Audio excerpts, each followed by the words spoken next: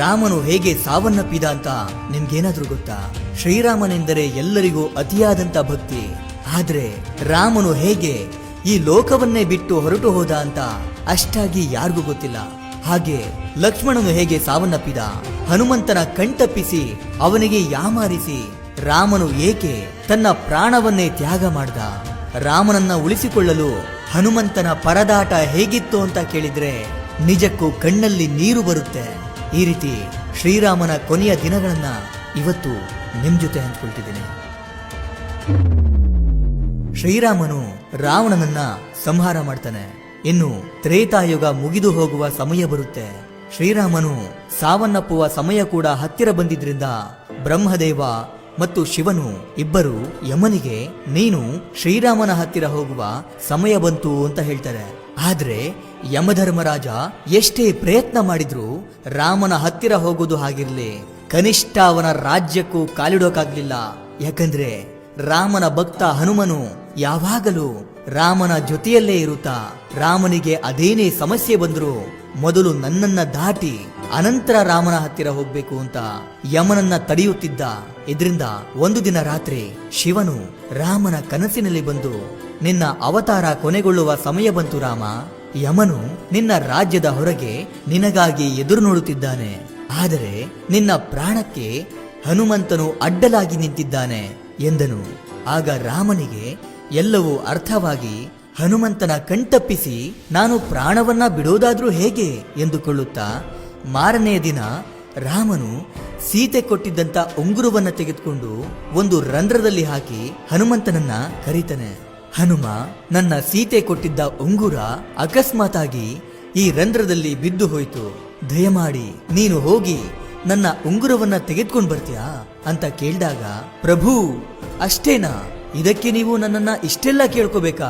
ನೀವು ಅಪ್ಪಣೆ ಕೊಟ್ಟರೆ ಸಾಕು, ನಾನು ಹೋಗಿ ತೆಗೆದುಕೊಂಡು ಬರ್ತೀನಿ, ಹೋಗಿ ಬಂದ್ಬಿಡ್ತೀನಿ ಪ್ರಭು ಎಂದು ಹೇಳಿ ಹನುಮಂತ ತನ್ನ ದೇಹವನ್ನ ಚಿಕ್ಕದಾಗಿ ಮಾಡಿಕೊಂಡು ಆ ರಂಧ್ರದೊಳಕ್ಕೆ ಹಾರ್ತಾನೆ. ಹಾಗೆ ಹೋಗ್ತಾ ಹೋಗ್ತಾ ಅದು ಪಾತಾಳ ಲೋಕಕ್ಕೆ ಕರೆದುಕೊಂಡು ಹೋಗುತ್ತೆ. ಅಲ್ಲಿ ನಾಗಲೋಕಕ್ಕೆ ರಾಜನಾಗಿದ್ದಂತ ನಾಗರಾಜ ಕಾಣ್ತಾನೆ. ಅವನ ಹತ್ತಿರ ಹೋಗಿ ನಮಸ್ಕರಿಸಿ, ನಾಗರಾಜ, ನನ್ನ ರಾಮನ ಉಂಗುರ ಒಂದು ರಂಧ್ರದಲ್ಲಿ ಬಿದ್ದು ಅದು ಈ ಪಾತಾಳ ಲೋಕಕ್ಕೆ ಬಂತು, ಆ ಉಂಗುರ ಎಲ್ಲಿದೆ ಅಂತ ನಿಮ್ಗೇನಾದ್ರೂ ಗೊತ್ತಾ ಅಂತ ಕೇಳ್ತಾನೆ. ಓಹೋ, ಶ್ರೀರಾಮನ ಉಂಗುರವಾ, ಅದು ಎಲ್ಲಿದೆ ಎಂದು ನನಗೆ ಗೊತ್ತು, ನನ್ನ ಜೊತೆ ಬನ್ನಿ ಎಂದು ಹೇಳಿ ಒಂದು ಗುಹೆಗೆ ಕರೆದುಕೊಂಡು ಹೋಗಿ ಈ ಗುಹೆಯಲ್ಲಿಯೇ ಆ ಉಂಗುರಗಳು ಇದೆ ಎಂದನು. ಏನು ಉಂಗುರಗಳ? ನನಗೆ ಬೇಕಿರೋದು ನನ್ನ ರಾಮನ ಉಂಗುರವೇ ಅಲ್ಲವಾ ಎಂದು ಒಳಗೆ ಹೋಗಿ ನೋಡಿದಾಗ ಹನುಮಂತನೇ ಆಶ್ಚರ್ಯಕ್ಕೆ ಒಳಗಾಗ್ತಾನೆ. ಯಾಕಂದ್ರೆ ಆ ಗುಹೆಯೊಳಗೆ ಒಂದಲ್ಲ ಎರಡಲ್ಲ ಲಕ್ಷಾಂತರ ಕೋಟ್ಯಾಂತರ ಉಂಗುರಗಳಿರುತ್ತೆ, ಅದೆಲ್ಲವೂ ಒಂದೇ ರೀತಿ ಇರುತ್ತೆ.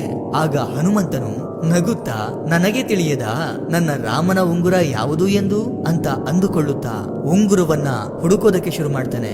ಅಯೋಧ್ಯೆಯಲ್ಲಿ ಹನುಮಂತನು ಇಲ್ಲ ಎಂದು ತಿಳಿದು ಇದೇ ಸರಿಯಾದ ಸಮಯ ಅಂತ ಯಮನು ಋಷಿಯ ವೇಷವನ್ನ ಧರಿಸಿ ರಾಮನ ಹತ್ತಿರ ಹೋಗಿ, ರಾಮ, ಇಂದು ನಾನು ಏಕಾಂತವಾಗಿ ನಿನ್ನ ಹತ್ತಿರ ತುಂಬಾ ಮುಖ್ಯವಾದ ವಿಷಯವನ್ನ ಮಾತನಾಡಬೇಕಿದೆ.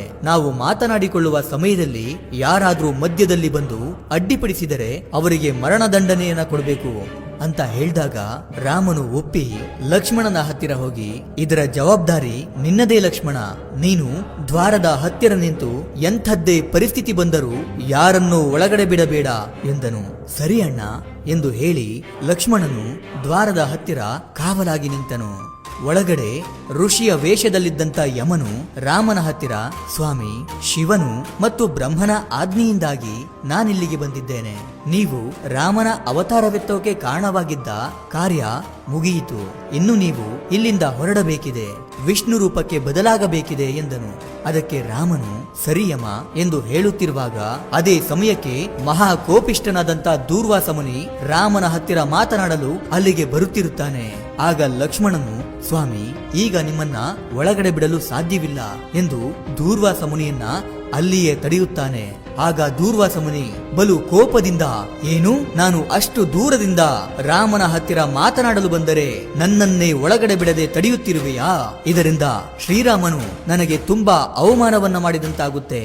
ಈಗ ನೀನು ನನ್ನನ್ನು ಒಳಗಡೆ ಬಿಡದೆ ಹೋದರೆ ನಾನು ರಾಮನನ್ನ ಶಾಪಗ್ರಸ್ತನನ್ನಾಗಿ ಮಾಡುತ್ತೇನೆ ಎಂದನು. ತನ್ನಣ್ಣನಿಗೆ ತೊಂದರೆಯಾಗುವುದನ್ನ ಲಕ್ಷ್ಮಣನು ಎಂದಿಗೂ ಒಪ್ಪೋದಿಲ್ಲ. ಹಾಗಂತ ಒಳಗಡೆ ಹೋದರೆ ಮರಣದಂಡನೆಯಾಗುತ್ತೆ. ಇದರಿಂದ ಲಕ್ಷ್ಮಣನಿಗೆ ನಾನೇನು ಮಾಡಬೇಕು ಅಂತ ತಿಳಿಯದೆ ಅಣ್ಣನನ್ನ ಪಾರು ಮಾಡೋಕೆ ತಾನೇ ಪ್ರಾಣ ತ್ಯಾಗವನ್ನ ಮಾಡೋಕೆ ಮುಂದಾಗಿ ಒಳಗಡೆ ಬಂದು ತಲೆಬಾಗಿ ದೂರ್ವಾಸ ಮುನಿ ಬಂದಿದ್ದಾರೆ ಎಂದನು. ಲಕ್ಷ್ಮಣನು ಒಳಗಡೆ ಬರ್ತಿರೋದನ್ನ ಕಂಡಂತ ರಾಮನು, ಅಯ್ಯೋ ಲಕ್ಷ್ಮಣ, ಎಂಥ ಕೆಲಸವನ್ನ ಮಾಡಿಬಿಟ್ಟೆ, ನಿನಗೆ ತಿಳಿಯದಾ ಒಳಗಡೆ ಬಂದರೆ ಏನಾಗುತ್ತದೆ ಎಂದು? ಈಗ ನಾನು ನಿನಗೆ ಮರಣ ದಂಡನೆಯನ್ನ ಕೊಡಬೇಕು ಅಂತ ನೊಂದುಕೊಳ್ಳುತ್ತಲೇ ಹೇಳಿದನು. ಆಗ ರಾಮನಿಗೆ ಏನ್ ಮಾಡ್ಬೇಕು ಅಂತ ಗೊತ್ತಾಗದೆ ತನ್ನ ಗುರುವಾದ ವಸಿಷ್ಠ ಮುನಿಯನ್ನ ಕೇಳ್ತಾನೆ. ಆಗ ರಾಮ, ನೀನು ಲಕ್ಷ್ಮಣನನ್ನ ಸಾಯಿಸುವ ಅವಶ್ಯಕತೆ ಇಲ್ಲ. ಯಾವಾಗಲೂ ನಿನ್ನ ಪಕ್ಕದಲ್ಲೇ ಇರುವ ಲಕ್ಷ್ಮಣನು ನಿನ್ನಿಂದ ದೂರವಾದರೆ ಅದೇ ಅವನಿಗೆ ಮರಣಕ್ಕೆ ಸಮಾನ.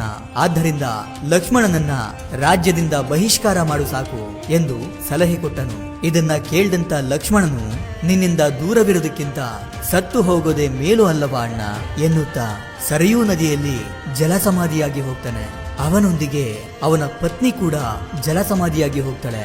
ಅವರಿಬ್ಬರು ಸತ್ತು ಹೋಗಿದ್ದನ್ನ ಕಂಡಂತ ರಾಮನು ನೋವಿನಿಂದ ಕುಗ್ಗಿ ಹೋಗಿ, ಲಕ್ಷ್ಮಣನೇ ಇಲ್ಲದೆ ಹೋದ ಮೇಲೆ ಇನ್ನು ನಾನೇಕೆ, ನಾನು ಕೂಡ ಜಲಸಮಾಧಿಯಾಗಬೇಕು ಅಂತ ತೀರ್ಮಾನಿಸ್ತಾನೆ.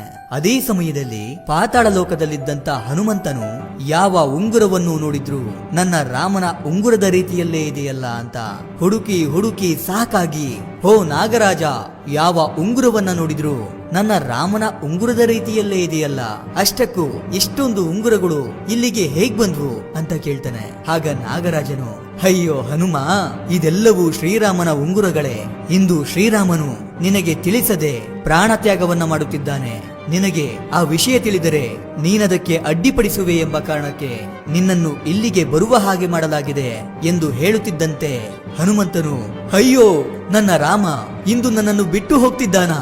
ಇಲ್ಲ, ಅದನ್ನ ಹೇಗಾದ್ರೂ ತಡೆಯಲೇಬೇಕು ಅಂತ ಕೈಗೆ ಸಿಕ್ಕಂತ ಉಂಗುರವನ್ನ ಎತ್ಕೊಂಡು ವೇಗವಾಗಿ ಅಯೋಧ್ಯೆಗೆ ಓಡೋಡಿ ಬರ್ತಾನೆ. ಅಯೋಧ್ಯೆಯಲ್ಲಿ ಎಲ್ಲಿ ಹುಡುಕಿದ್ರು ರಾಮನು ಎಲ್ಲಿಯೂ ಕಾಣಲಿಲ್ಲ. ಇಲ್ಲ, ಅದೇನೇ ಆದ್ರೂ ನನ್ನ ಪ್ರಭುವನ್ನ ಉಳಿಸಿಕೊಳ್ಳಲೇಬೇಕು ಅಂತ ಗಾಳಿಯಲ್ಲಿ ಎಗರುತ್ತಾ ಎಗರುತ್ತಾ ಹುಡುಕ್ತಿರ್ಬೇಕಾದ್ರೆ ಸರಿಯೂ ನದಿಯಲ್ಲಿ ಶ್ರೀರಾಮನು ಜಲಸಮಾಧಿಯಾಗ್ತಿರೋದು ಕಾಣಿಸ್ಕೊಳ್ಳುತ್ತೆ. ತಕ್ಷಣ ಅತಿ ವೇಗದಲ್ಲಿ ಕೆಳಗಡೆ ಬಂದು ಓಡುವಷ್ಟರಲ್ಲಿ ಶ್ರೀರಾಮನು ಹನುಮಂತನನ್ನ ನೋಡುತ್ತಾ ಜಲಸಮಾಧಿಯಾಗ್ತಾನೆ.